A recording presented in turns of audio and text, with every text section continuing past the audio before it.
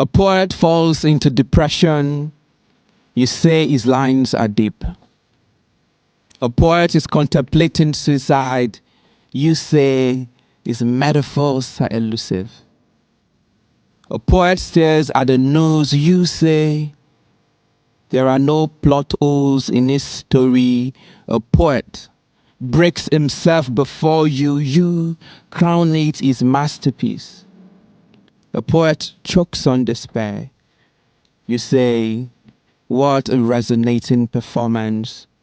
A poet charges you a fee.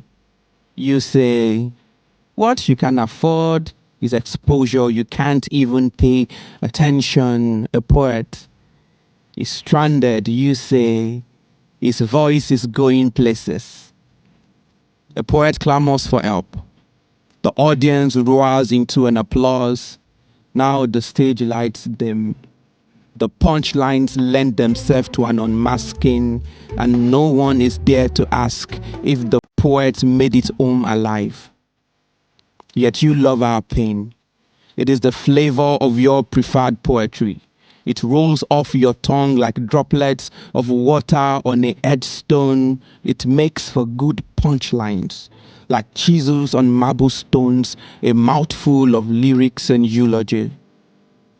You love it when we live like chocolate, a beautiful mist vaporizing mid-sentence, a life punctured by an overdose of hopelessness, like the color of a skin whose betrayal is not yet repaid.